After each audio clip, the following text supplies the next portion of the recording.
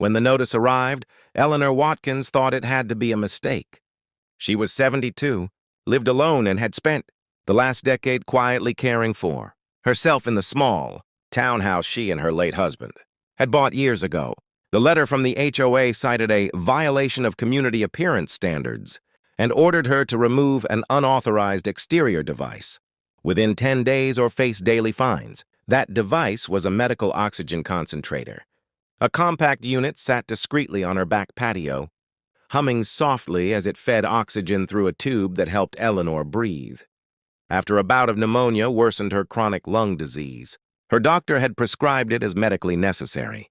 Without it, even walking from the kitchen to the living room left her gasping.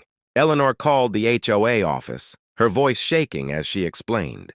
The board member on the line cut her off. "Rules are rules," he said flatly. "No machinery visible from neighboring units. You'll need to move it indoors or remove it." She tried to explain that the unit required ventilation and could overheat inside. The answer didn't change. A second letter followed, harsher this time, warning of liens if she failed to comply. Her daughter, Karen, stepped in. She requested a formal hearing and brought documentation. A letter from Eleanor's pulmonologist, the device manual, and copies of federal law. At the meeting, the board sat stiffly, insisting that granting an exception would open the floodgates. Karen slid one page across the table.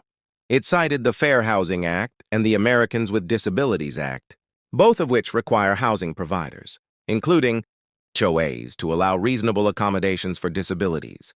Prohibiting a medically necessary device, especially when it posed no safety risk, was not just unreasonable, it was illegal. The board's attorney, present but silent until then, cleared his throat. He asked for a brief recess. When they returned, the tone had changed. The fines were rescinded. The violation was withdrawn. The HOA would work with Mrs. Watkins to ensure compliance with federal law.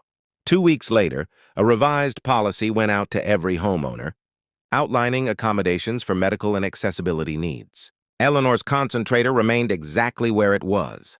On her patio that evening, Eleanor sat wrapped in a light sweater, oxygen flowing steadily. She wasn't angry anymore, just relieved. The law hadn't raised its voice, but it had spoken clearly, and this time, the HOA had listened.